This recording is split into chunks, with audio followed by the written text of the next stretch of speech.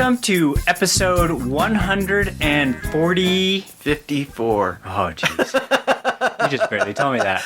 154 of your almost weekly Concealed Taco Dudes podcast. Woo! And a Happy New Year. Yes. Before we get into the podcast and into what we have prepared, we do have an announcement that is sad, but we knew it was coming. Mark Housekeeper, founder of Mag Holder and good friend of ours, passed away yesterday morning. Finally succumbed to ALS that he's been struggling with for the last year and a half or so. 2 years. Maybe it's 2 years. Yeah. Marcus is an awesome guy. We're not gonna dwell too much on it today. We have a Mark Housekeeper tribute podcast in the works to celebrate his life and how awesome that he was.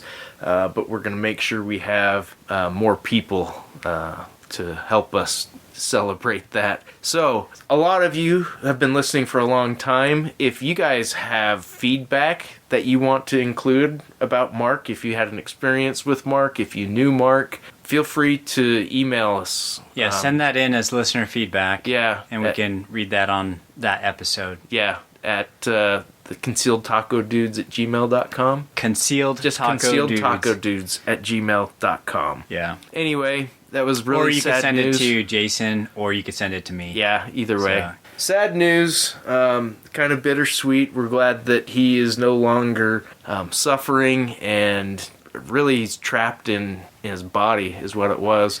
We had the opportunity to sit with him, Taco and Stan and Carl and I. We went a few weeks ago. Yeah. And it was awesome. He still had the wit and still had some jokes. Still had the wit, still had the humor. He couldn't actively speak. He used his eyes with a special computer that he had to messages to speak and everything, but he hadn't lost anything as far as his mind goes. And he was having a great time. So we're very grateful that we got to have that time with him right before he passed. But anyway, sorry to open the show with a downer like that, but we are going to move right on, and we are going to get into our listener feedback. All right. So the first one we have is from Jim Heffelfinger, also known as Heffelfinger. Also a good friend of Mark Housekeeper's. Yes. He writes in and he says, "We hope you and yours have a Merry Christmas, Feliz Navidad, Happy Hanukkah, and Happy New Year." And he says, "I just put a new Timney trigger in my 460 Roland Glock for a little more precise hunting shots." Nice. And for those of you who don't know that, it's a 45, the 460 Roland. I wouldn't know. Yeah, it's, anyways, it shoots 45 cal bullets pretty fast. Oh, okay. Yes. So like a 45 Magnum to some it's kind of extent. like, something like that. But it's in a semi-auto, and so it's kind of cool. So okay. And he was mentioning that because he's planning on coming down to visit. Yeah. Sometime. He's up in February every year for that hunting expo. The hunting expo up in Salt Lake, yeah. So he's going to maybe bring that to go shooting with us if he gets some time. Very cool. And he says, "It still ain't a 1911, but it's better." Oh, I don't know. Those are fighting words. Yeah, he says, "I'm contemplating bringing my hard case with my matching 10mm and 460 460 Roland if you still think we can get out and shoot. You might need some AR 550 targets." There's a little smiley emoji and some stuff. Heavyweight targets. Yeah. Nice. And then Kevin C. writes in, he says, "Jason made the big time," and he had a link to your the holster you made for the 50 BMG. Oh, did pistol. he finally post something with it? And then I think it was something with the Monster Hunter something. Oh, you know what? I think he emailed me also. I don't know why it's not registering what it was, but that does sound familiar. Yeah. And And then Harm writes in and he says, so if I order now, and this is before Christmas, Right. but don't pick up the PSA dagger / lower combo until the 1st, does it technically count toward this year's net new total or next year's net new total? No, it's not in your possession. The correct answer is it only counts when you pick it up. When you take So when possession you, of yes, it. when you not when you pay for it, Right. when you actually pick it up. So Okay. you could have purchased that Left it at last the year, FFL for a and day then or left two. it at the FFL for a couple days, and then I'm not saying that I did that, but I might have done that. But you did that. Yeah.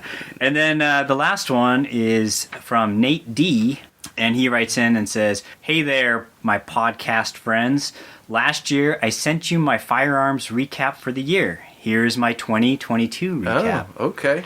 So he says, I have bought a Uberti 1873 45 Colt revolver. Nice. Very nice. That's probably loads of fun. Yeah. For some reason, the single action revolvers chambered in 45 Colt are they're just so much fun. They are. And anyways, he says AR-15 and 300 Blackout, 7.5 by 55 Swiss K1911. Oh. Nice choice. Yeah. And He's been listening too long. yeah, I was gonna say, I love mine. Mine is the long rifle, Right. and that thing. I mean, you Yeah. shot it. Yep. You know how much I love that thing. It's Yep. like one of my favorite, if not the favorite, surplus rifles that I own. Right. Even more than my Mauser 98. You know. Wow. So, anyways, 6'5" Carcano. He definitely must be listening to the podcast. Yeah. And Highpoint C9. Oh my goodness, he's listening too much. You gotta give it a break. Stop now. Highpoint 4595 45 ACP carbine. There's an AKV on there. Yeah. And then he says, built my first AR-15. It's a Let's Go Brandon in 5.56. Nice. Okay. And a CZ Teal 410 over and under shotgun. Ooh. That's awesome. And then he says also, had an awesome drop leg holster for my 44 mag 8 3/8 with matching holster for my bow release. Thank you, Jason. Oh yeah. Do you remember making that? Yep, I do remember making that. It sounds cool. Those He's a local guy. is he local? Yeah. Oh, nice. Yeah. Now everything's coming together. And then he says, let's see, the only thing I sold / traded was an AR-15 5.56 for my AR-15 300 Blackout. Taco, let me know if you still need to sell anything to get you back to net 6 for last year. How did you all do this year? Thank you for the great show. Looking forward to more this next year. Well, some of us don't put ridiculous restrictions on ourselves of how many guns we can buy in a year. Some of us don't need to. True. Very true. Some of us have a problem and have to control it. Yeah. So how did you do, Taco? So okay, I'm super proud of myself. I did end with net 6. It was tough. I had to sell some last you had to minute. Dump some in a dumpster behind the alleys. Yeah. No, I contacted a couple friends and I was like, hey, you guys need a AR-15 lower, you know? Yeah. I need to dump a couple guns, and so I ended up selling I think I sold a revolver and an AR-15 lower and one of my AR-10s. Okay. And then it dropped me down to the net 6. Okay. But I think already I'm up to net 3 for this year or something like that. Well, what's your goal this year? How are you going to restrict the yourself? users will have to wait patiently until we have our New Year's gun goals episode. Oh gosh. Which will be coming up. Yeah, it might be some time. Yeah, it might be with the all things we have coming up. But anyways, that sounds like a good additions to his collection. Yeah. The Highpoint C9. It's very diverse. He's got a lot of different things. I'm contemplating your sanity with that purchase. Which one? The C9. Oh yeah. Yeah, I would agree. I don't know. There's no good reason for one of those. There is. Unless somebody gave it to you. It's a meme gun. And for that reason. And Yeah. they work, okay? Yeah. So they work. I was going to say, did you know that Highpoint announced their 10 millimeter high point. The handgun? Handgun. I didn't know Blowback. I didn't know they didn't have one. That slide has got to be so heavy if they're doing a 10 millimeter blowback. Oh yeah. You know, I mean, it's got to be like really heavy. Interesting. Because I don't think they changed anything. There's no other locking mechanism or anything, like a rotating anything. It's just a blowback. So for 10 millimeter, and how many are the gonna firing rate? If they made it full auto, it'd be like bang, bang, bang. I wonder how many of the slides are gonna blow back into somebody's teeth. Ooh, I don't know. They've obviously probably tested. Oh, I'm sure. So much because they know people like do the dumbest things with those. They fill them with mud and pull the trigger and like throw them in a lake and drag them behind a truck, whatever, and then go bang, bang, bang, bang. So it'll be interesting.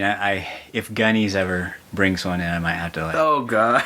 I will at least go look at it and I'll see if I can borrow it from Wyatt or something. Yeah. Like, hey, can I shoot this a couple times? But yeah, 10 millimeter in a blowback. It's interesting. Yeah. But I guess that's one word to describe it. Interesting, yes. Yes. So anyways, that's it for listener feedback. Okay. Let's jump into the news. And now, the news. This comes from Des Moines, Iowa. Des Moines. Oh, sorry, did I mispronounce that? Moines. The skywalk may be nearly empty, but the doors are open from morning to night. Everyone's welcome to be here, says security guard Will Hunter. This is a public space, and I respect that. Hunter's job with Per Mar Security is to keep the public space a peaceful one. It's not easy.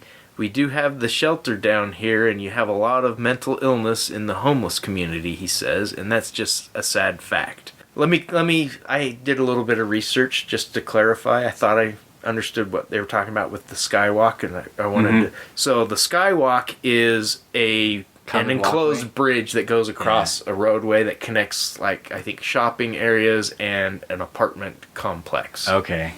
So there's like a home, and it's near a homeless shelter. So homeless, it's cold. They'll go under the roof or whatever. They'll go inside because it's open 24/7, just to get out of the weather or whatever. Mm-hmm. Says last week, 2 people walked repeatedly in front of the Hubble Tower apartment's door. Manager Shay Lindbergh, her young child at her side, finally opened it, asking if there was a problem.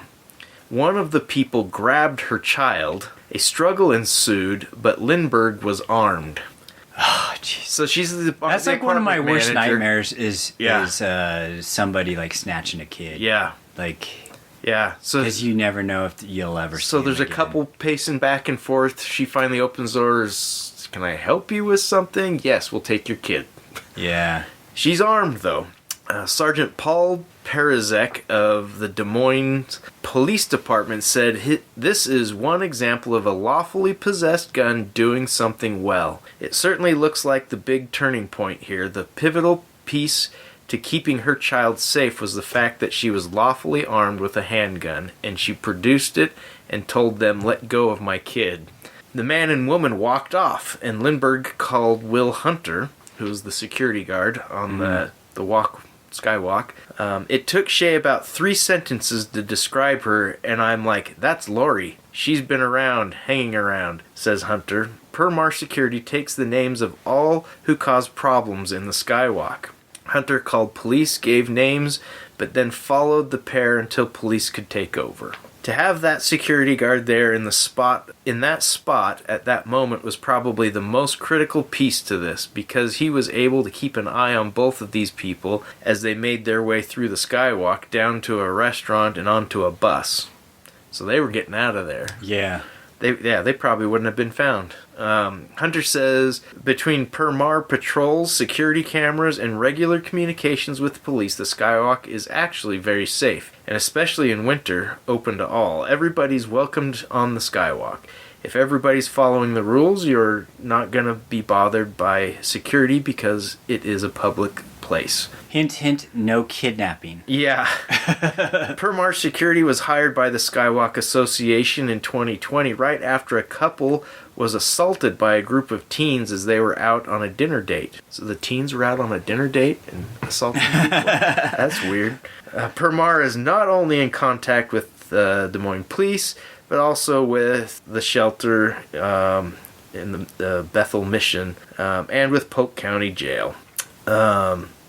Anyway, I thought that was interesting. No shots were fired, but what brings to mind for me is the importance of having a community. Mm-hmm. You know, this woman that managed the apartment complex, she knew that security guard, and he was familiar with people who frequent the area. Yeah. And as soon as she said, this is what they look like, he's like, oh, I know exactly who that is. And he was able to find them and follow them and make sure the police got the right people. So it's not just about being armed and being able to defend yourself, but having a network and a community that you're familiar with is huge, especially when things start to go bad.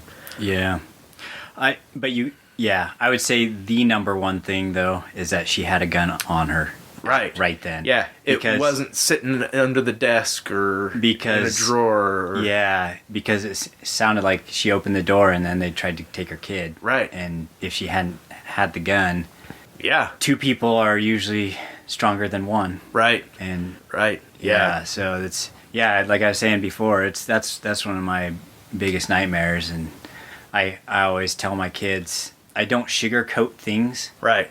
And when I tell them, you know, my daughter, she was wondering why. She's like, well, why do you have to, like, stay up until I get home? Why don't you just go to bed? Yeah. I said, this is the reason why. If you get kidnapped, I will not know until the following morning. And even then, she goes to school earlier, so she could be gone to school, and I won't know for, like, almost 24 hours. Right. I said, in the time that someone abducts you in 24 hours, you could be sold into sexual slavery and be in another country. And you're gone forever. Right. And her jaw kind of dropped. And she's like, oh, okay. And so she wasn't like, really? That's what you think about? You're messed up, Dad. No, I said, these things happen all the time. Yeah. People are kidnapped. There was another news article about a lady who, I think she was getting into her car and two guys jumped out and started pulling her into their car. Oh, and a bystander came with his gun and scared off the two guys, saved the woman's life. Awesome. So you got to be aware of your surroundings. Yep. You got to protect yourself. The hard part is like my teenage daughter can't take a gun to school, right? Right. So it's tough in that sense that you just have to beef up the other areas of security, like your street smarts, head on a swivel, make sure you're paying attention. And being alert is the biggest detractor from being, abducted or assaulted or any of those kinds of things, regardless of your gender, your age, your size.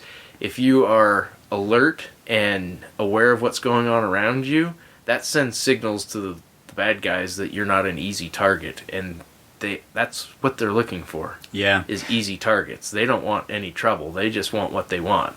Yeah, my daughter knows she's not allowed to be late, right? Yeah. We discuss before she leaves the home what time she will be back by. Mm-hmm.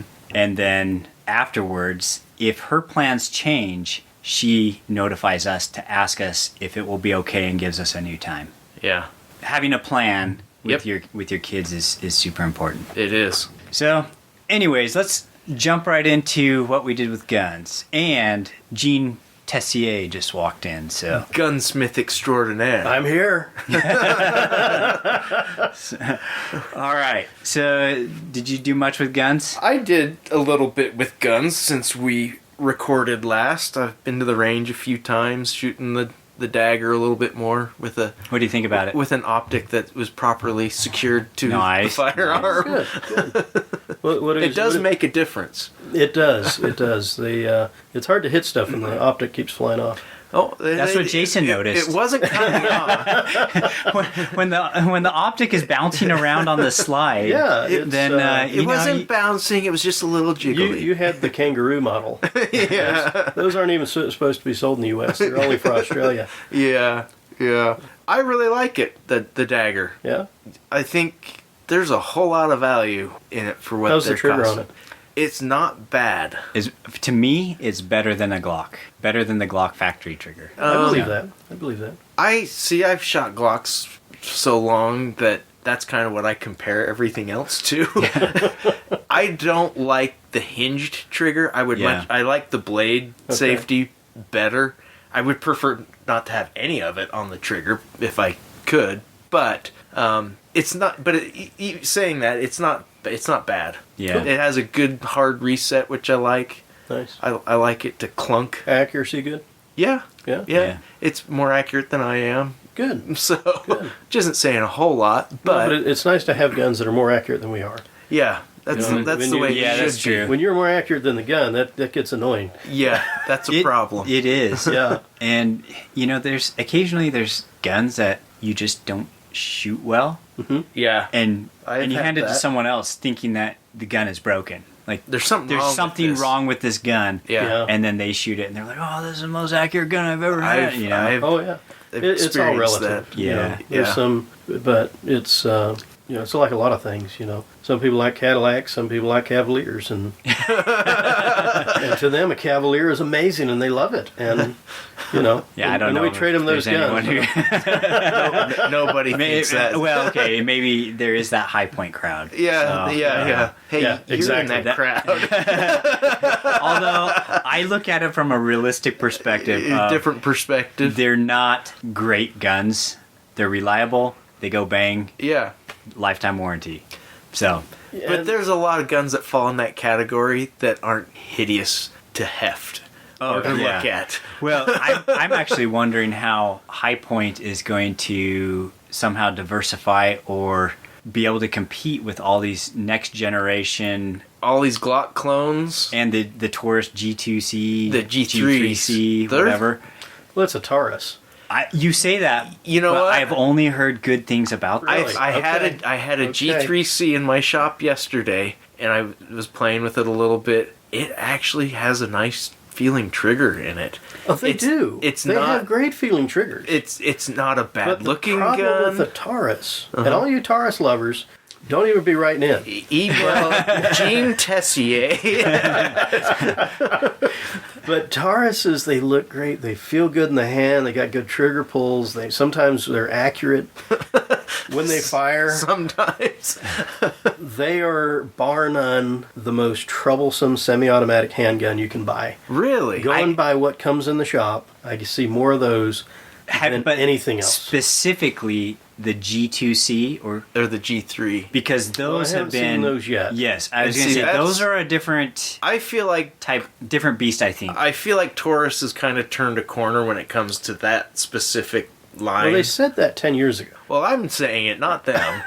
Yeah, and there's a lot of people saying it. A lot of yeah. people who have bought the Taurus G2Cs, and they're Okay. what are they, like $200, $250? They're under $300? under $300 bucks, Yeah. I think. All right, well, So what I'm saying is, you get a blemished dagger, Yeah. right, for like $300 or so, Right. and it comes with like a nice carrying case or whatever, Right. and whatever, right?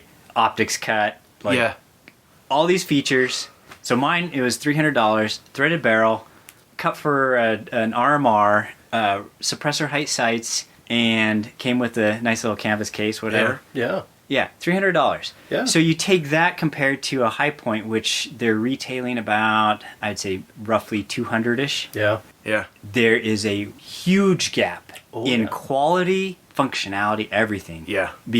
Ergonomics, everything. Like, Yeah. you're trading, like, what, an 8-round magazine with the High Point, or maybe 10, I can't remember, Yeah. to like a 15 or, Yeah, or 17 17, or 17 depending on which model. with and Glock magazine compatibility, Magpul cheap mags. Yep. Like, Yeah. There's a lot to be said for the Glock clones Yeah. and versus the High Point. The High Point is a brick. Yeah. it is. But it's getting to the point where, Because for a long time, as horrid as they are, they still filled a niche. Yeah. They did. The economy gun. Something Right. reliable that Yeah. had a good warranty. And that niche is being eroded rapidly. Yeah. it And is. that's where I think they have to They have to do something. they have to do something, or else they're gonna. You know what they could do? gonna They be could left just, behind. make them non-functioning, and they make great paperweights. They Sell- have that sell 'em for market paperweights. cornered. But if you think about it, if they say they had like a little bit nicer PCC, like pistol caliber carbine. Yeah. Oh yeah. If they made a double stack magazine for it, Yeah. some make it so that it can compete or be on the same playing field I would as, like as to some of see the 'em existing ones. Make them take the 1911 mags. Yeah. Where I That's carry a a thought. 1911, I would love. There were Do some the companies- 45 ACP high point carbines? Do they take a 1911 mag? I don't think they do. I don't think so. I think it's like The- kind of similar. It's but very similar. but I don't- The I high point haven't 45 tried one. mags are really similar to a 1911, but I don't know if they're Yeah. probably the cut where it. See, where I the- think the mag release they goes. would do well is to make, like you said, a carbine that takes a Glock mag. Yeah. Yeah. Well, they And could, because they could there's a offer a couple different million ones. Remember of those. Caltech? Yeah, yeah. They used to offer some of their carbines would take different mags. Yeah. And that was great. The Sub 2000 will take a Glock mag, a M&P mag, a Beretta mag, and there was something else, I can't remember what it is. But Yeah, so if Yeah. they did that, I think that would be their way of staying in the business. But And what if they? but it is high point, so Yeah. Yeah. if they You go know, away, What if they Yeah. took the back of their stock and then allowed for either the pick rail on the back so that you could put yeah. those types of stocks on Yeah. there, Oh, yeah. or you put on a buffer tube adapter so then you can do anything AR, and Yeah. then users could just There's- swap out their own There's stuff. things that they could do that wouldn't be astronomically expensive to make their at least with their carbines to streamline them a little bit, Make them a to- little lighter, more cleaner, besides they have to have a certain amount of weight because they're blowbacks. right? yeah, Heavy. And to make Carrier them a little group or more something. user friendly with more universal But- type magazines. I know we've talked a lot about high points. I just never thought I'd be having a conversation about engineering a high point to be better. Yeah, we need to stop with the high points. People are gonna be like, "What? I thought this was supposed to be a I different." thought they were classy. Nobody ever thought we, that. we got stuck on what we did with I guns. was doing what I Dang. did with guns. I had that that Browning Challenger 2 little 22 Yeah. pistol that I picked up a while ago and took it to the range, and it had some issues. It was firing about 50% of the time, and so I talked to Gene. He gave me some things he thought might need to be changed, like the firing pin and mainspring and things like that. Well, I have spare parts. One of the spare parts I have is a complete slide. So Not a bad set of spare parts to have. so I put the spare slide on, and I noticed I had a second guide rod and guide rod spring, and the extra spring I had was about a half an inch longer than the one that was in it. Okay. So I put that in it, did the exact same thing. So you'll be taking that home with you to figure out exactly what's going on with it. But I took my son, my youngest, shooting also. He's got Nice. a Smith & Wesson M&P 22 Oh, those are pistol. great. They're fantastic. They are. I really like that gun. It's a great trainer. It's the only, and there's probably others out there, but I'm not aware of them. It's the only 22 pistol that I'm aware of that the safety functions the same way that it does on a 9mm. You flip it down to take the safety off. Every other 22 handgun that I've had, the safety goes up to take it off, to put it on Well, and fire. that one was designed in the U.S. and Yeah. and everything, whereas some of the others, they're designed in Europe, and that's very normal for Well- the Europeans. They like to, Yeah. because they don't like shooting people or tactical situations, so they flip it up to fire, and then they flip it down because they want it to be safe when they're done. Yeah, yeah. So That's it's more so weird. intuitive for Interesting. them. Yeah. But the Rugers are that way. The Rugers are, the safeties all flip up. I just assumed that Well, it had something some to of do them with do. it being a a 22, a rimfire Yeah. that played into it. I don't know. But anyway, that's one of the things I really like about the M&P and why we It's got a it good for figure and gun. They shoot well. They work well. They've got good triggers. Yeah. Yeah. And so we had fun. Need to get my kids out shooting a little bit more often. Yeah, me too. Mine are in that weird stage where they're like, I guess it's called teenagers. So- Where used to they like look up to you really a Want to lot, do and they're everything like, with you. Yeah, it's like, hey, Dad, can I help? You're gonna do that? Can I go with you? Can I go with you to the store or whatever? Yeah. It's like I'm gonna go to the gun store. Okay, I'll still come. Yeah. Now it's like, hey, Noah, you want to go shooting with me? It's my birthday party. Like, I don't know. Yeah. It's like, That's the lamest thing I've ever heard. Yeah. Like doing anything with my parents. It's so I'm lame. kind of busy. I don't know. I don't have work, but I don't know what I'm gonna be doing. It's like, dude, I you can't don't do commit. anything. You just play video games and like whatever. Anyways, Yeah. For Christmas, my daughter's stepdad bought her a range trip in Poland, Okay. and they went shooting as one of her Christmas presents. Cool. Yeah, that is cool. yeah, it was pretty awesome. Asked her about it, and she was like, "Yeah, it was cool." Yeah, you don't get much out of them. Yeah. Even So- they could have the time of their life. So teenagers. how was speak- it? That was it was Man, awesome. It You know? was, Mind it was blowing. all right. Yeah. It's all right. It's okay. Totally rad, but you get Yeah, they have the biggest smile on their face when they're doing it, and then it's just Then afterwards, it's like just a meh. frown. Yeah, it was okay. I mean, it was better than what I was going to be doing that day, which was sleeping. Yeah, texting on my phone. Yeah, I had to sacrifice some valuable Instagram time exactly. to go hang out with my dad and shoot all these crazy cool guns. I don't know. Yeah. That he spent hours casting bullets, designing bullets, then casting bullets, then loading the bullets so that I could shoot. Yeah. Anyways. And then go, it was fun. I would do it again, like if I'm not doing anything else. Yeah. If I'm not busy. Yeah. Yeah. But, Anyways. yeah. The other thing that I did that I thought was kind of cool, I had a customer made him a chest rig for a 357 revolver that he had. And when he was dropping it off, he handed me a Safariland speed loader that he uses. He says, "Can you make a carrier for this?" So like attachment for so you get to carry Oh, both. Like a on mag your- carrier, but for Yeah. a speed loader. And I was like, no. I'm like, I don't know how I would make something for that. They're just goofy. It's a really Yeah. weird Well, the shape. Safariland is a weird one. It's not that different from Well, like 'cause the those you HKS. push in and You twist. just- Is that the push. one? They work could. differently. They But work very externally differently. and everything, they're really not that different Yeah. than the others. But it's just such a weird shape. And how do you Yeah. make something that's going to retain it and everything?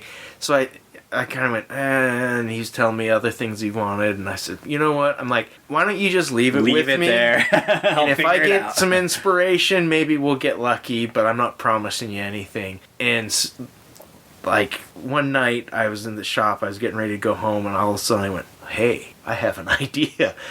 And I built a jig, and I molded it up, and I made, like, right out of the gate, this thing works awesome.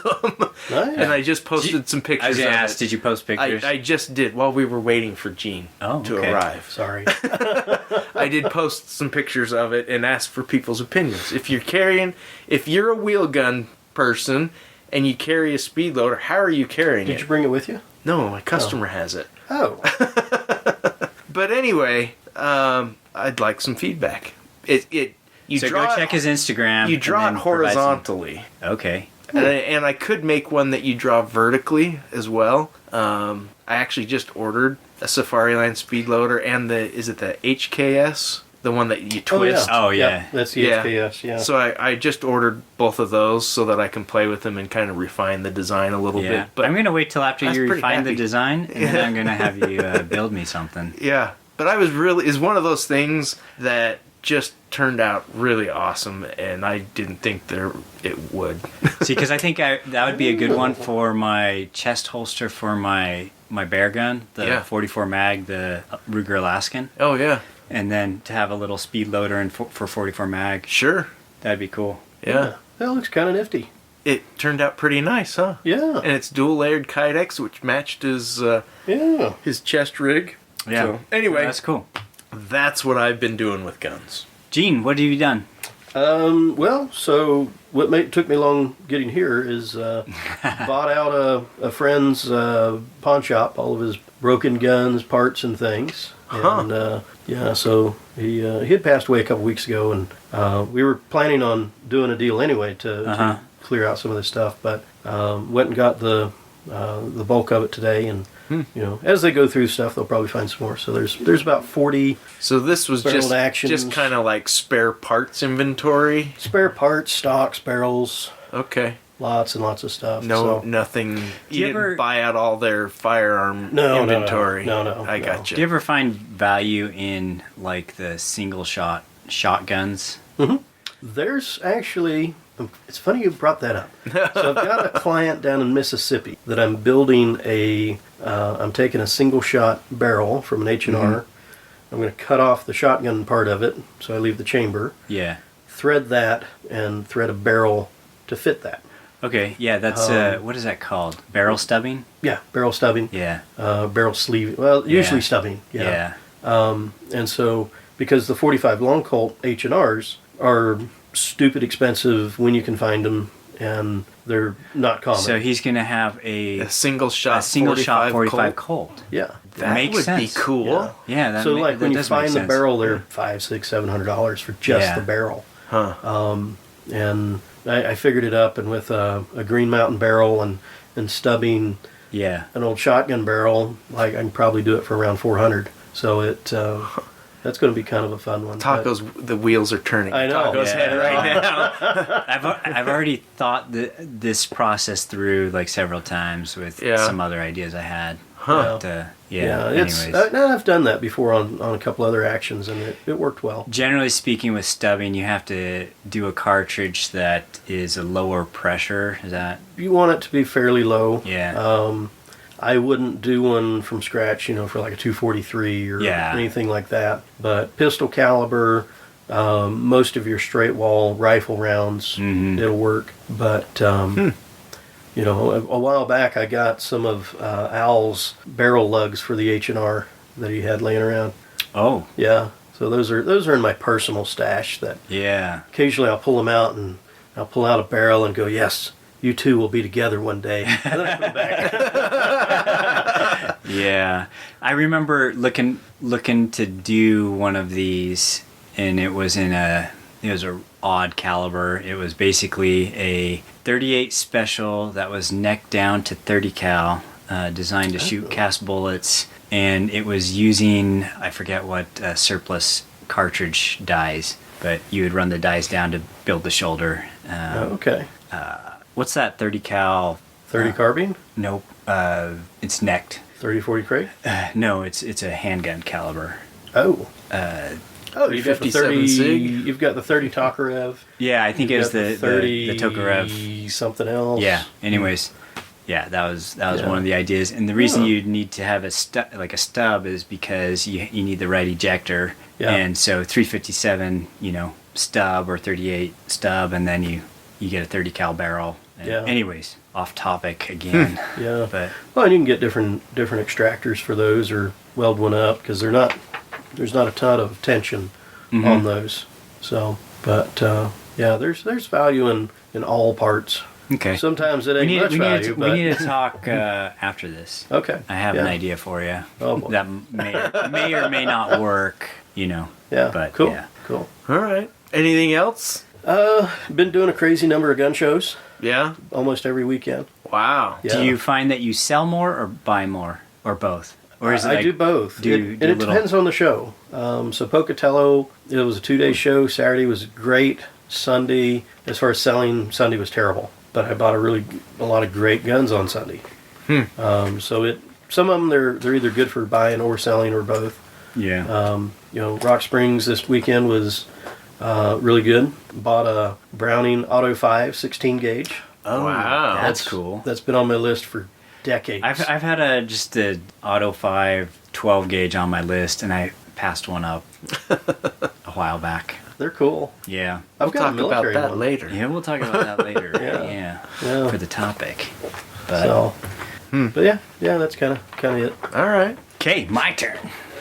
I will keep it limited because I've been like going crazy with gun stuff, but I will say I cast it was like 160 pounds of bullets, so that was Good gracious. and it was within a few. Oh, I cast bullets too. You did. I did that also. What? Yeah, Stan and Jason came over to the cool. NOE casting room where we got that ventilation and Yeah. everything set up, and Yeah. Al let me bring one of my casting pot setups and just leave it there because there's 2 hoods, Oh yeah. and so Nice. I'm set up there semi-permanently. Cool. So when it's drizzly, the weather At here least has for been like It's horrendous. been so wet. Wet and raining and cold. snowing and yeah. Yeah, I don't know which is worse. You know, up in Wyoming, we've got in the last 2 days we've had 1.5 feet of snow, Yeah. and over We're the getting course that of in the the winter, mountains, but it's raining down in the valley. Yeah, it's crazy. Yeah.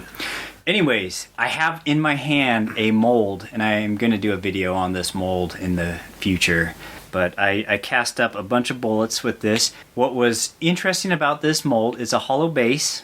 So it has you pour it nose first, and then the base, there are some RG pins, like the hollow point pins. And while he was building this, then I was like, oh, it'd be so cool if you did this with this mold. You gotta have like a shorter pin so that you can have like the 3 different bullet weights Yeah. to make a bigger, heavier bullet. This one's in 45. It's the HTC 454 115-FN. I think it's more like that's cool. round flat nose instead of a FN. But Oh yeah. the cool thing about this one, the small bullet, if you use the hollow base pins, Yeah. it casts about a 115 grain hollow base Oh, wow. 45 Colt style projectile. And with the hollow base, I think it'll make it, help it, fill out fly, even though it's a shorter bullet.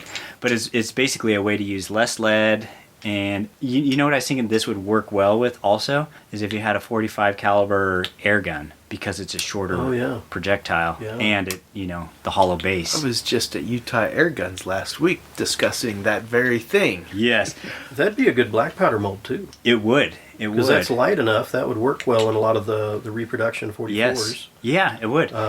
The other cool thing, so I told Al, I was like, you gotta make these shorter pins to make the longer bullets. And so while they were, because they were In pretty the middle much of a finished, run. and I was like, yeah, what would it take to run an extra set of pins? And he's like, oh, we could do that. And so this mold comes with 3 sets of pins, and just the hollow base, and then the flat base ones that are I can't remember. I think it's like 150 grain, short stubby bullet without the hollow base, and then it has the 255 grain pins, or like the pins that are short enough that it makes a longer bullet to go to 255, which is a favorite and common bullet weight for the 45 Colt.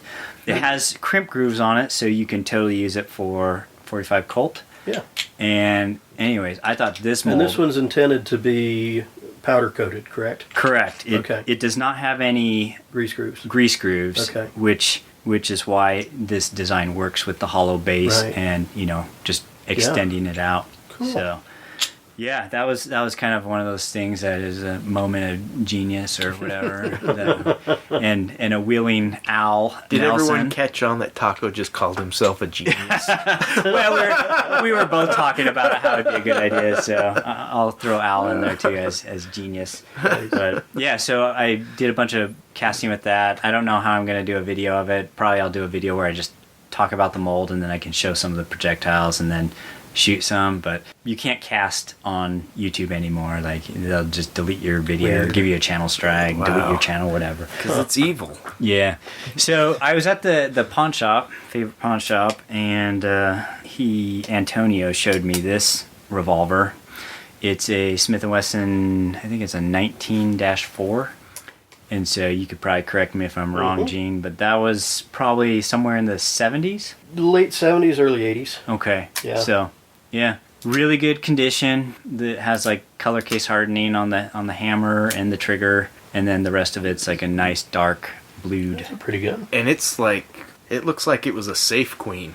Yeah, it doesn't look like it was shot much at all. So I mean, it doesn't look like it was ever holstered. Yeah. It's in really good shape. It's not common to find those in good shape like that. Yeah. So when I saw Excellent that shape. and I was like, oh, it looks brand new.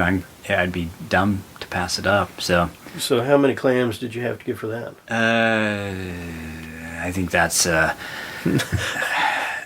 might be A taboo question? yeah. Sorry. Sorry. But it was less It was than a bushel. 7. Oh. So That's yeah. not you bad. You did good. I know.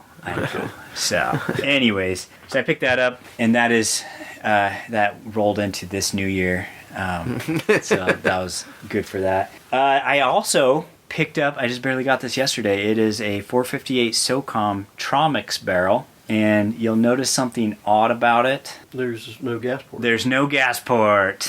So I got this in a barrel bolt combination and specifically asked for them to not drill the gas port, which they totally were okay with doing for me. They're like, we have to do less? Okay. Yeah, it's like one less process. Okay. Nice.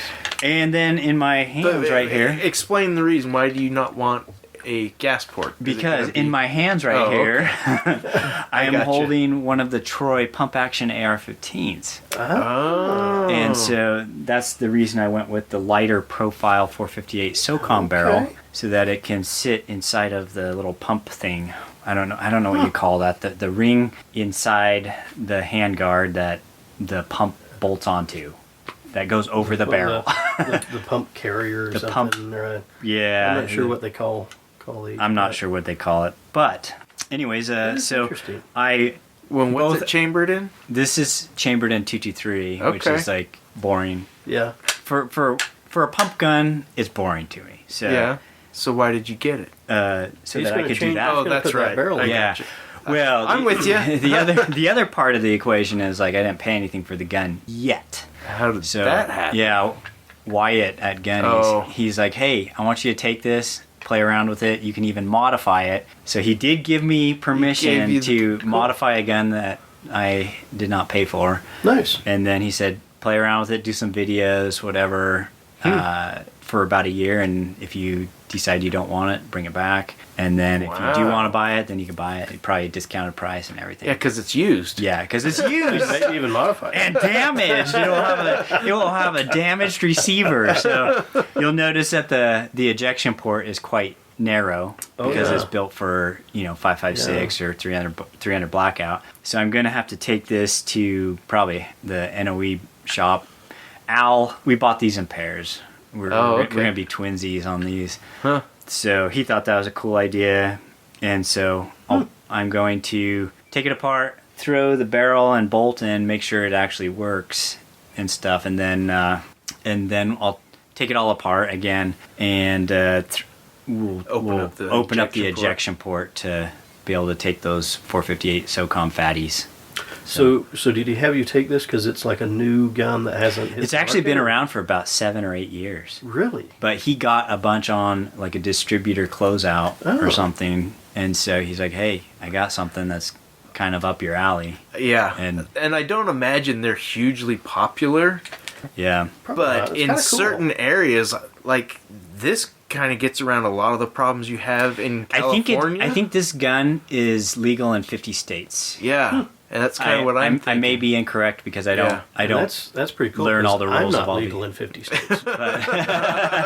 Yeah, but I did read. I was searching on posts of people like changing calibers on it, and one guy, he did it in 6.5 Grendel, and he says, I hunt a lot of things with this, and I can hunt in like, he might have said all 50 states. Wow. Huh. So You might still have issues with the With pistol the- grip and with the mag release and stuff but like it's a that. pump action. Yeah, it's it's not not- a it's not a semi-auto, so semi-auto. it Yeah. You It get invalidates around a lot of it's still an those. evil black gun, Right. but dadgummit, it doesn't meet the criteria for being able to restrict them in a Yeah. lot of those states. So it's the well, same that's as if you cool. had like a pistol grip on like a pumped shotgun. You know? Okay. It's- I didn't know what the parameters were. Yeah. So if you listen to this podcast and you're like, oh, I need to get one because I live in New Jersey, then check your local laws. Don't depend on like our Utah like knowledge of, because we can do anything here. Yeah. Yeah.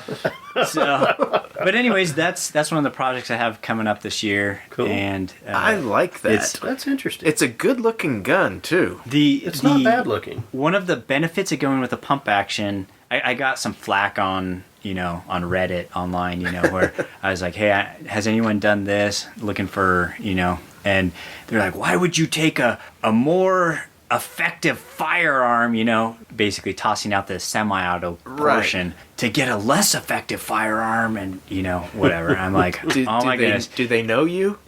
First off, do I have a semi-auto? Yes. Do I have a bolt action? Yes. Yeah. It's something different. It's something different, but the pros for this, the benefits would be removable magazine, AR-15 magazine, and the fact that running suppressed, you'd get the benefits of a bolt action. Right. So you could do lightweight bullets Yeah. and subsonic. Yeah.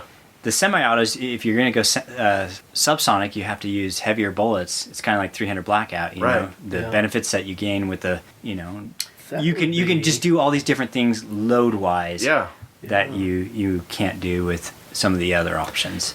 Do you think it's going to have any effect on accuracy, like a difference between a semi-auto and a bolt action, or is that gonna... I would guess that it's a tad more accurate than a semi-auto. Okay.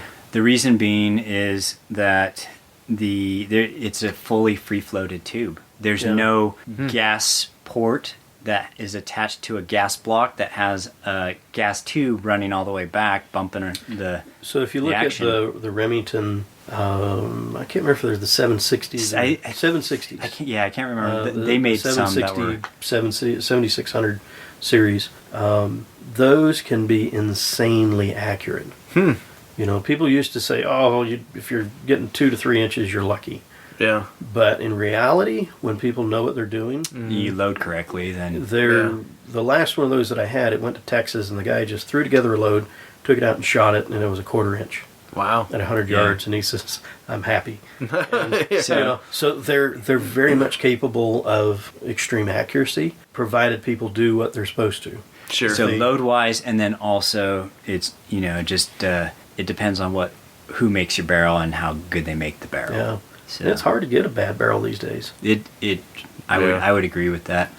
There used to be an easy thing to do. You could order a barrel, and maybe it's good, maybe it isn't. But now it's really rare to have a bad one. Yeah, and most companies guarantee their accuracy. Yeah. I mean, even Bear Creek Arsenal, they sell cheap barrels, but they guarantee they guarantee you'll hit a barn at 5 yards. Yeah. I think they have a 1 MOA I don't know, for an AR and for how cheap they're selling it. Having any kind of accuracy guarantee is it's pretty good. Yeah. Well, that's cool. I like unusual things that make sense, and that's one of those. Anyways, I have other stuff, but I'm not going to talk about that stuff today because we're getting low on time, and we got to have time for our topic. Yes. Which is, I came up with the topic: guns we wish we still had, and Taco added to it: guns we passed up on that we wish we hadn't. Yeah, because Gene's already in pain. Gene's crying. There's tears coming down. It's a little too fresh. Too soon. Anyway. So we're going to go round robin. Cool. Okay. I'm going to go first. Okay. Okay. I might need help with this pronunciation. I know you'll probably know the pronunciation. So I saw on the local classifieds, this was a couple years ago, it was a semi-auto 6.5 by 55 surplus rifle, and it's what was it called? The man. Come on, it's that's French. Swedish. That's Swedish. I can't speak that. So it's LJUNGAMAN. So lumen, but it's probably like lumen. I don't know. Pronounce it like the Swedish chef. The AG-42. It's the Lingonberry gun. The Swedes use it. You buy them at IKEA. The IKEA semi-auto. You have to put it together, but there's instructions. Bag of parts. And an Allen wrench. Yeah. Those are really quite rare. Those are. And the fact that I saw it on the classifieds, Yeah. I'm surprised. it was a little bit more than money I had at the time. And so I was like kind of trying to say, hey, would you take this amount? And while I was doing my bargaining, someone else just took Someone it. snatched Yeah, it up. I should have just took it. Yep. I should have just took it. Feels like that just buy them. yeah, it's so uncommon. I've never seen one. Yeah. I've seen a lot of Swedish That's saying guns, something. but I've never seen one of them. Yeah. Anyways, that was one that made me shed a tear. So, Jason. Probably the top on my list, guns that I had parted with that I wish I hadn't, was a Smith & Wesson E-Series 1911, the Scandium frame. Oh yeah, It was a beautiful gun. those are kind of scarce. Had a bobbed grip, It had the lightweight. two-tone. It was, yeah, and the slide serrations were that kind of fish scale, and the I don't know if it was a walnut or a cocobolo grip. It was a beautiful grip. Had the same cuts in it, Oh yeah, that'd be cool. and the reason, this is so stupid, but this is how I think. The deciding factor, other than I probably needed money for something, but the reason that gun went is because every time I fired it, the spent case would land right on the top of my head. And I know that's a tuning thing, and it was easy to fix, but I'm like, nah, I'll just get another one sometime. You know, I think you and I have the same friends that he has, and it seems like there's a guy in the mix that knows how to fix that issue. Yeah. Easily. That one guy. I know. That gunsmith extraordinaire. I mean, he'd probably like work for a cheeseburger or something, you know? In my defense, this might have actually even been before I knew Eugene. Oh, well, okay. It might We've known not each have. other for almost 10 years. So Okay, I probably knew you. Anyway, yeah. oh, I wish it I was still... probably not tunable and not fixable. Yeah. You know, so, you know, don't feel too bad about it. Yeah. This is a show about regrets. Let's hear yours, Gene. He's sweating now. So a week and a half ago, I'm laying in bed and I'm scrolling through Gunbroker. Because that's what you do. Because that's what you do. You know, the wife's out of town and I'm thinking, you know, I could buy anything I want. And I thought, I haven't looked at double rifles in a while. And I start scrolling and I find a Holland & Holland from the 1920s. It's a 500 450. Isn't this just like what you just parted with last year? No, Okay. that was a Joseph Langenson. Oh, okay. That was a 500 Black Powder Express. This was Nitro. Oh, well. And a Holland & Holland. Yeah. Yeah. With shipping, buy it now was a hair under $3,000. That sounds like a really good deal. Yes. I hesitated. And then it was gone. And I read through the description again, and it didn't say anything about the bore condition, and I thought, well, I kind of want to know what the bores are like. But he's closed on Mondays and Sundays, and this was a Saturday night. And I thought, well, I'll send him a message. Next morning, no answer. I look at it again a couple of times, and I think, you know, $3,000 for a H&H double is probably a good deal. And then I looked again, and it had sold. And then I did what I shouldn't have done. I looked up to see what others of that model were selling for. And this was the user man's double. It had back action locks, it's hammerless, top lever, nice gun. Mm-hmm. And I found one at the H&H showroom in Texas for $28,000. Oh no! Yeah, so Now I can understand your tears. I'll be crying about this one for a few decades. You should. Yeah. I You should. probably should. Yeah. Yeah. I don't know how you call yourself a gunsmith. I'm a gunsmith. I'm just not a good businessman. Trump won't answer my calls anymore. All right, Taco, what's next on your list? So next on my list is a let's see, the K31 they had at Gunny's for $500, and I think I should have bought it. Probably should have. I should have bought it, and you know, because having a spare is always a good idea. Yeah, 500. That's a pretty good deal. Yeah, You yeah, know, what are they now? 7? yeah. Probably 7, 8, Yeah. maybe. Yeah. So, Yeah. and this was when the price was closer to 7. Like, I could have bought it and flipped it, but I don't know. In my mind, I said I already have one. One's good enough. So, yeah. And the next time you're shooting it, the rounds are going to be falling right on your head. Yep. Empty brass hitting you in the hat, and you'll think, I should have had that spare. I could have had a spare that would work. Okay, Jason. All right. Following on a similar theme, the SIG 1911 TAC Ops. That was the first 1911 I ever owned. Okay. And it was, I wouldn't say it was a beautiful gun because it was all blacked out and it was tactical, right? So it wasn't shiny and pretty like a lot of 1911s, but it was such a good shooting gun. It was just... yeah. And when you have a good shooter and you get rid of it. yeah, well, Always and hurts. I currently don't even own a 1911, which... That's just shameful. It is shameful. If I'd known that, I'd have brought one to sell you. Okay.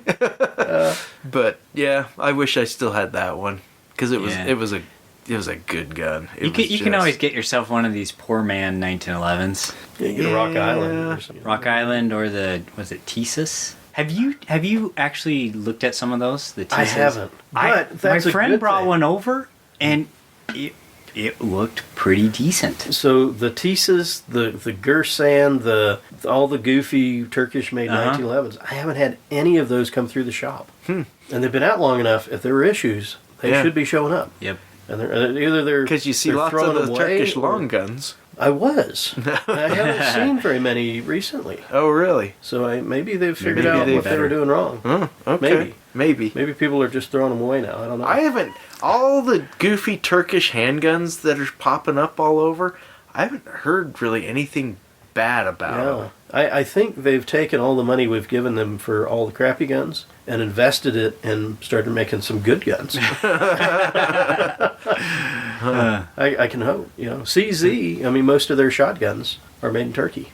Oh, really? Oh, really? Yeah. Hey, that's one that I passed up on that I wish I hadn't. It was a CZ, it was a semi-auto 12 gauge. It was just, I wanted it purely on just how gorgeous it was. Yeah. Nothing else mattered. Yeah, Yeah, they made there's some pretty guns. There's a double barrel side by side CZ I passed up at Gunny's and it had nice looking wood. Yeah. That one.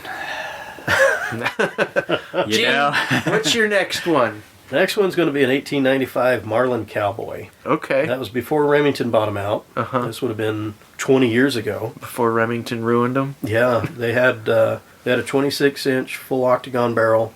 Ooh. Tapered, just beautiful. And I had one, and then after my first wife left, I had to sell it, and I really regret letting that one go because I haven't found. I found a couple other 26-inch Cowboys, but they had ugly wood. Yeah. This one had beautiful wood on it. Yeah. And one day I'll find another. You maybe. want to hear a funny story? The next one on my list is a Marlin 1895 Cowboy, long barrel, octagon barrel, ladder sight. I had a peep sight on mine. I Yeah, had the I Lyman put number 2. a ladder sight on it. Yeah, I thought And, about it, but it didn't seem practical. Oh, for lobbing, lead lobbing, Yeah. it's fun. Yeah, I just didn't want to have to drop the sight down, work the action, flip the sight back up. No, this was on where the dovetail sight goes. Oh, I put in one of those. okay. Yeah, so you Oh, could that would flip be it cool. down, and then Yeah. you could use it as a regular sight, but then Uh-huh. you flip it up, and Yeah. you can use the ladder. Yeah, I've got one of those on one of my guns. I can't remember who made that one. I don't know if it's like a Skinner or like a... Skinner, I think Skinner did make one like that. I don't think they do now. But yeah, it's a Or ladder barrel Buffalo sight. Arms, I think, has a couple. Yeah. Yeah. So I have a friend who he just really wanted it. Asked me over and over and over and over, and so we did a trade, and then he gave me some cash, and I was like, well, the one caveat, I said, if you ever sell this, you got to come to me first. Has he So- sold it? No. Go figure. Yeah, But- I did. I actually, when I sent the gun to this guy, I wrote a letter to him, hey, if you ever sell this is why I'm selling it. Please sell it back to me. And, like there were tear stains on the paper. And Yeah. he hasn't reached out. Jason. This is going to, if you've listened to the podcast much, this one might shock the listeners. So sit down. A Beretta M9. You guys all know I hate Berettas. Not because I think they make bad stuff. I just don't like making holsters for them because that uncovered barrel. Barrel, they've got all kinds of nooks and crannies they got to fill in and everything. But I had... So this was a long time ago. I bought a Ruger LCR from a friend that got it for some class he did, and they gave him the gun. And I think I bought it from him for like $250, $300, something like that. And this is when they were brand new. It was kind of the hot new thing, and I just didn't really like it. Go figure. Anyway, I put it up on the local classifieds, and I had a guy from Hill Air Force Base contact me. Hey, do you want to trade? What do you got? I've got a Beretta M9, and I was like, I hate those. But I'm like, I know I can flip it fast. And so I went up. Thing was immaculate, and I'm thinking, I'm gonna give him this pistol, and a couple $100 maybe, straight across For an LCP? for an LCR. LCR? Yeah. Oh, jeez. He hated the Beretta too. Yeah. Yeah. He had given the Beretta to his wife, and she decided she needed a revolver because she wasn't smart enough or strong enough to work a semi-auto. I don't know. I've never met a woman that liked a Beretta M9. Really? Never. Usually, their hands are a little bit smaller, and Berettas have... They're little, they have they're a little big, chunky. big hands. Yeah. They've got a They're, big grip grips. for my hand. Yeah. So... But anyway, Yeah. and so I made the trade. I went home. I put it on the classifieds and sold it the next day for $500. So I was happy. But now, since the military has discontinued the use of the M9, now I want one because. But I want one that was like in service. It's like an M9 service. Yeah, Oh, yeah. I want a retired service model M9. Yeah, those should be coming out again. So Yeah. I it's weird. I know that I want one when I really don't like them, but I wish I'd have hung on to that one. Well, their guns, certain guns have an intrinsic value that you can't.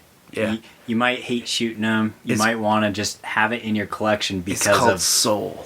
because of some particular reason. You Yeah. know? And I've bought certain guns after like watching a movie or a TV show that I really liked, and I said, I know this isn't going to be a carry gun. I know this doesn't make sense for anything other than I liked it in the movie. I like how it looks. Yeah. And I wanna have one.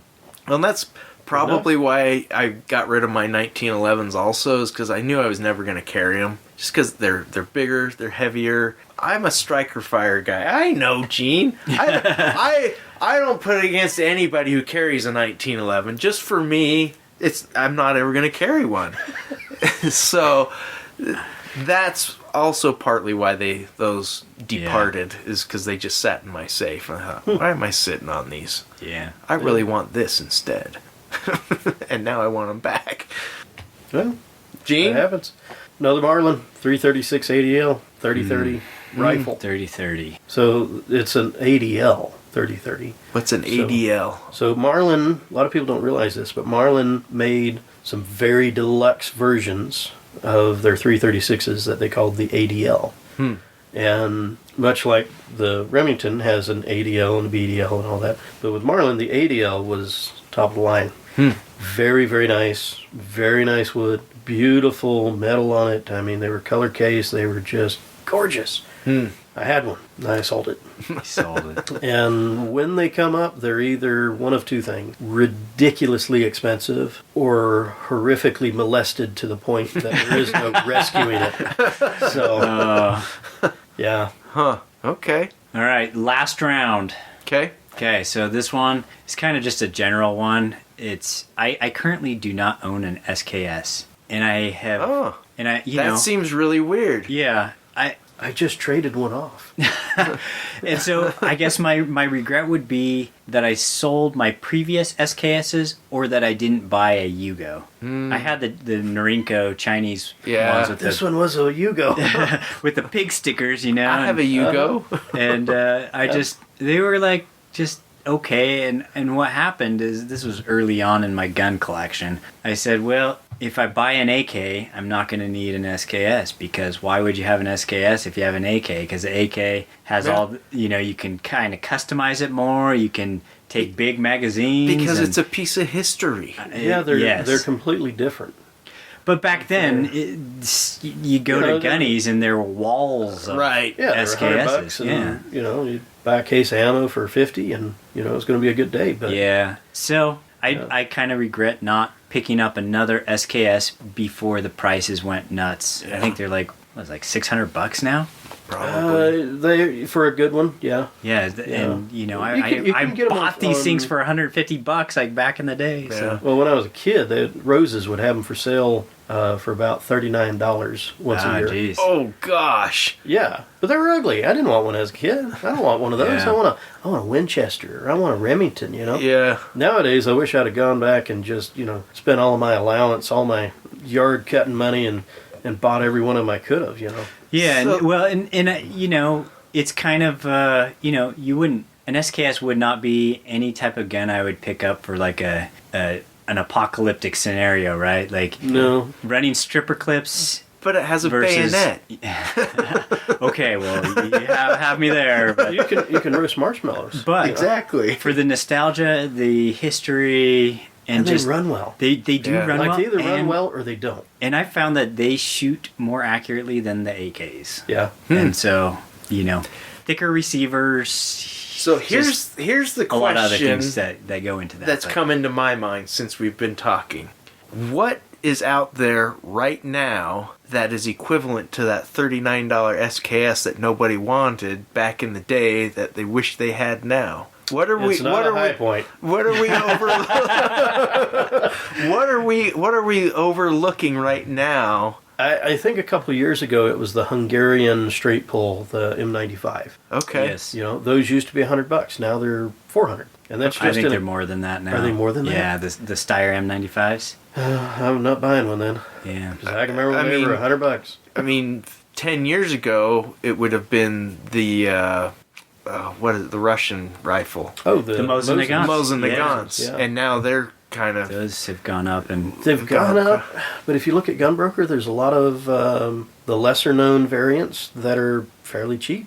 Oh, yeah? Yeah, like the Hungarians had an M44. I didn't know that. a short one. Yeah, little Mosin Nagant carbine, Oh, okay. just Yeah. And what are they going for? 400. See, that's that's- still a lot. Yeah, It's still a lot. They When used you to were be getting them $80 for under $100 Yeah. bucks. at Gunny's, $80. Yeah. Yeah. I remember Caked the in first Cosmoline. time I saw one, it was back when I was a kid. There was a gun shop outside of Camp Lejeune, and they had a whole rack, 40, 50, 100, I don't know. They had them just stacked in corners, greasy, nasty, gross-looking thing.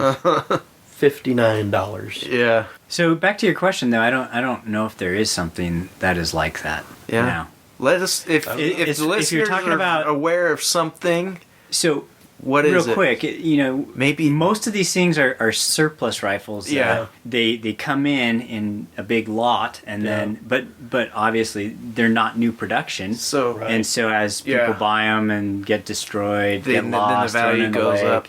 The value goes up. Here's what I'm going to throw out there as not a specific, but something in general. I think a lot of this Turkish stuff that's coming in that's super cheap, it's not going to be for very long. As soon as No, it's when gonna- once they people get start going a up. brand name, Right. of and so that make a might name be for something to themselves. look at. Is some of these Well, like the CZ shotguns. When they first started bringing Yeah. they were really the cheap. Turkish guns in, Yeah. they were what, $300-400? Yeah. Now the cheap CZs are about 700, and they're going up from there. Yeah. And they haven't changed anything except, you know, before Brand where it awareness. said, it said, they had the Hooglus and the all the different names, and they were cheap. You go to gun shows and dealers had them on their table. Hey, you want to buy this? $300. No, can you get parts? I don't know. Yeah. Yeah. Nah, I'll pass. Yeah. And You know what I think is a waste of money that I don't think will ever go up in value? Hipoint? No, those may become collector's items in the future. Whatever. Right. If Highpoint goes out of business, then it's kind of an iconic meme gun. Okay. I mean, we've talked about them so much. That's just because of you. No, the internet talks about them too. I mean, they did. Our listener just bought 2 of them. I mean, there's because he listens what did to they you call too it? much. The yeet gun. The Yeah. Yeet cannon. Yeah, the yeet cannon. You know, that was, Yeah. and it was more than 5 people that voted True. for that. So it, Yeah, True. But you guys know that. So Where are you going? Okay, what's funny about the Yeet cannon is that people are so upset that Highpoint has not released the Yeet cannon yet. Huh. That when they released on Instagram the picture of their new 10mm Highpoint, Uh-huh. just all the comments were like, "Where's the Yeet cannon? Give us the should've Yeet just cannon." named that the yeet cannon. Yeah. They should have, but they specifically had a prototype of a 9mm like C9, but with a threaded barrel, rail Picatinny rail top. Yeah. Huh. So Well, and we forget that the engineering department for Highpoint, they get like $100 a year. And they have are you to talking use, about the R&D or the Yeah, the engineering? R&D. You know, they have to use crayons? yeah, they give them crayons, and you know, they buy them some animal crackers, and here you go. Oh, jeez. So, Anyway, you were making a point before you got sidetracked. So that's all you got to do. High points High point, what? are tacos squirrels. Especially if it's sparkly, like gold and pink. Look at this Highpoint. yeah. I was gonna say the 10mm Highpoint. No, finish your point. They took from my super Highpoint, and I think their front sight is Glock compatible. Oh, good. Yeah. Good. So I they had to have like watched my video. Oh, I'm sure. Said, They probably did. We can do that. That guy likes That'll only Highpoints. take 2 machining actions. Like we could do that for like $5. So I can't even remember what you're talking about before Your that. point, you've lost it. Yeah. Okay, my last one, IWI Tavor. I really, really liked that gun. Bullpup AR, basically platform. I brought Daniel Shaw out, and we did a So you 2-day had carbine one? class. Yeah.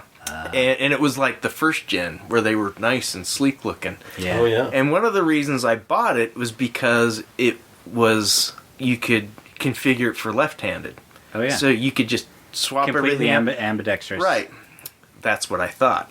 But they weren't. And so he had this class, and I'm like, I'm running my Tavor, you know, and I had a SIG, I can't remember what model it is, a SIG AR as my backup.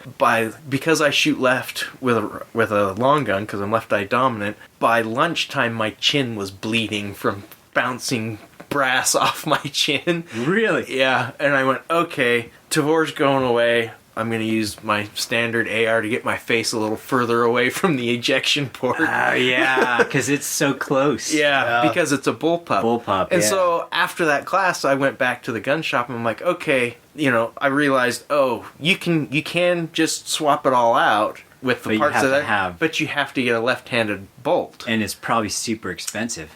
Well, what I was told was, you just, I just needed to order the bolt and then just swap it out and I'd be good. And then if I ever decided to sell it, I'd have the right-hand bolt for most other people. And so I was excited about that. A few weeks went by, I go in, I'm like, what's going on? Did you get this yet? He's like, no. He's like, apparently you have to send the gun to IWI. They redo it and everything, and they keep your right-handed bolt, and it costs this much. And I'm like, no, that's not going to happen. I was so pissed I sold the gun. And now I wish I still had it, because it was really cool. And the second generation, and I don't know, I haven't looked to see what they're doing now.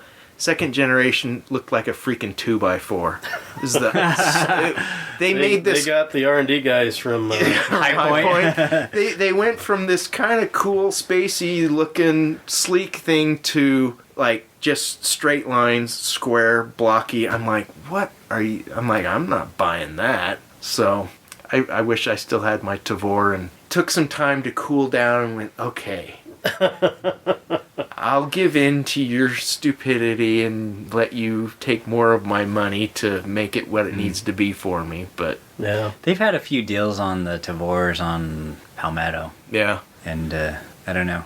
But they're the ugly ones. Are they the ugly Yeah. ones?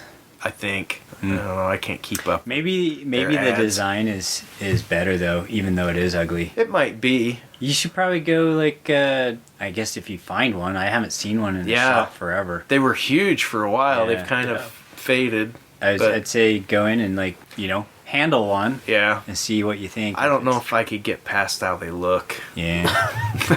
It's the whole point. I sold my 10mm hipoint carbine. Every You time could- I'd open the safe, I'd dry heave. Yeah. I've got to get rid of it. They do have the Augs. Augs? Yeah, the Yeah. Steyr Augs. They look Oh, like an UGG. Like if yeah. you put a little fur around them, they look like an UGG. They're. I don't love the Steyrs either. Just from a purely aesthetic. Yeah. It's like, oh, that's kind of. But it's not really. I don't know. I mean, if I was going to be storming like Nakatomi Plaza, that's what you want. Yeah, sure. But I'm with you. They don't really fit the... For me, like the bullpups, I have this love-hate thing. Yeah. I love them, and then I shoot them, and then I hate them. Yeah. And then I sell them, and then I convince myself, ooh, that looks cool. And then I'll see another bullpup, Yeah. and I buy it, Well, and I'll take it out, shoot it, and I hate it. The reason I hate it is because the optics are so high above the bore axis that if you're shooting at any kind of like range, like if you shoot close and then shoot far, it's going to be way off. yeah. I've had that issue with the FN, the PS90, Yeah. and They just typically some don't other have guns. great triggers. Although Oh, yeah. The Tavor trigger wasn't that bad. it wasn't bad. It wasn't bad. It wasn't as nice as a regular AR that has a decent trigger in it, but it wasn't bad. Well, the geometry, and the linkage and everything Yeah. to make it work, they're not going to have great triggers. Although They may be acceptable, but... I've not had the pleasure of shooting one. I have heard the Desert Tactical bullpups are Yes. amazing. The triggers I've are heard that amazing. too, and it's a high-end Yeah. gun. You're paying that for it. You pay a lot of money for. You're paying for it, but sometimes that's where you got to go to get what you want. Yeah. Yeah, for Those sure. those polygamists sure know how to make guns. Gene, But, you got one more? yeah, I'll pull one more out. I'll say a USFA rodeo. I have no idea what that is. They were the best, finest, most wonderful Colt single-action Army clone. Huh. Absolutely phenomenal. And the last one I had, the rodeo was the Bead Blast version, blued. Okay. They had the high-end stuff with color cased and Right. charcoal finishes and just beautiful, beautiful guns. Last one of those I had, I sold it to a colleague of mine, who then sold it to some numbskull out there on the Outer Banks who antiqued it. That gun had no marks on it at all, and he went and buried it in the yard for a year or something, and the gun looked horrid. I saw it about a year later at another gun shop, and I threw up. It was disgusting. You didn't rescue it? I couldn't. It was too far Too gone. far gone. It was too far gone. The only thing I could do is, put it down.